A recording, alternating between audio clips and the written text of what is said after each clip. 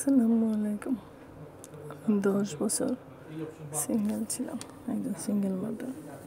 দুটা মেয়েকে নিয়ে অক্লান্ত পরিশ্রম করেছি, কখনো ডিপ্রেশনে যাইনি। দু চোখ ভরে স্বপ্ন দেখেছি।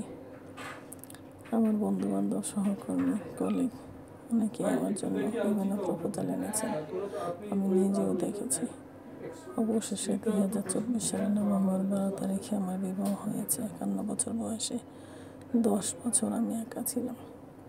এই ভিডিওটা শিশুপক্ষণের ভিডিওটা দেখতে পাচ্ছেন। আমার সাথে আমার 2 মেয়ে, তারা আমাকে প্রচণ্ড রকমের সাপোর্ট করেছে। মায়ের বিয়ে মেয়েরা দিয়েছে, এরকম দৃশ্য এখন বিরল। আমার বড় মেয়ে, পিছনে আমার ছোটো মেয়ে, এটা আমার ছোটো বোন।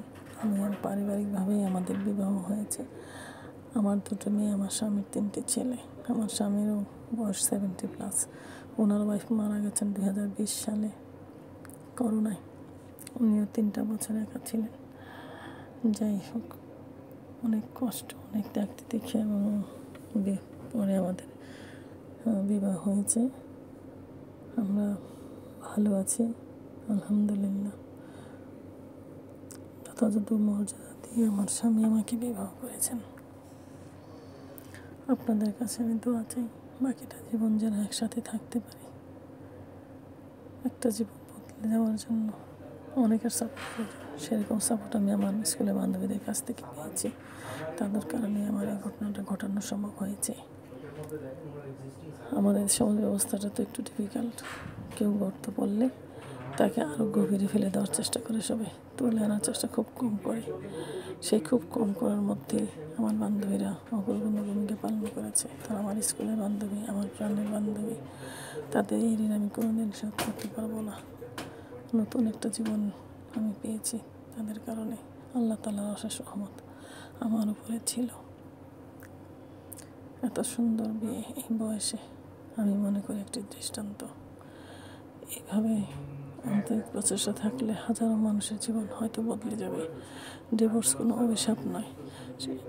নির্যাতন সহ্য করে নির্যাতিত হয়ে থাকার চেয়ে, স্বামীর হাতে মৃত্যুবরণ করার চেয়ে, নিজে এবং সন্তানদের জীবনের হুমকি মধ্যে থাকার চেয়ে আলাদা হয়ে যাওয়া ভালো। তবে একটা কথা বলে রাখা ভালো, আমাদের ডিভোর্স ইচ্ছাকৃতভাবে হয়নি। আমার স্বামীর রাগের মুহূর্তে ডিভোর্স হয়েছে, এরকম বাক্য প্রকাশের কারণে আমাদের ডিভোর্স হয়েছে। এটা তার ফল্ট। 17 সালে ডিভোর্স হয়েছে, সে কিন্তু সাথে সাথেই বিবাহ করে সংসারী হয়েছে। সেখানে তারও একটা ছেলে, একটা মেয়ে আছে। সংসারের মা যে ছিল না, এটা হলো তার প্রমাণ। এত দ্রুত সময়ের মধ্যে এত ফুটফুটে গোলাপের মতো 2টা মেয়ে রেখে কেউ বিবাহ করতে পারে না। মেয়ে 2টাকে বুকে নিয়ে 10টা বছর আমি ছিলাম। আমার এই জীবনটাকে সামনে এগিয়ে নেওয়ার জন্য যারা যারা আমাকে সাপোর্ট করেছেন, আমি তাদের সকলকে জানাই কৃতজ্ঞতা এবং সবার কাছ থেকে আমি দোয়া চাই। আপনারা আমার জন্য দোয়া করবেন, আমাকে ভালোবাসা দিবেন। আমাকে সবাই কত সুন্দরভাবে বিদায় দিচ্ছে। মেয়েরা দাঁড়িয়ে থেকে মাকে বিদায় দেয়, এই ঘটনা বিরল। ইনি আমার বড় ভাই।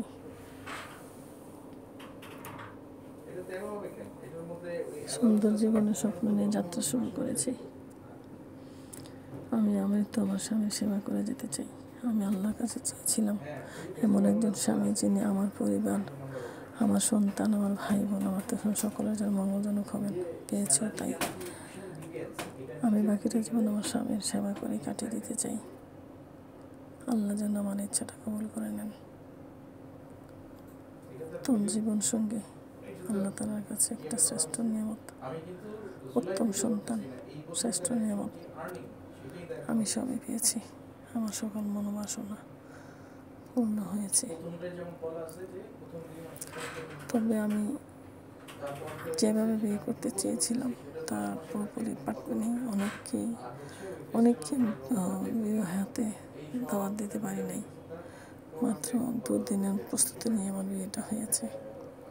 ইচ্ছা ছিল পরে বড় করে প্রোগ্রাম করব, তার কারো হয়নি। বিয়ের পর থেকে বিভিন্ন রকমের সমস্যায় জড়িত ছিলাম আমি। সবাই দোয়া করবেন।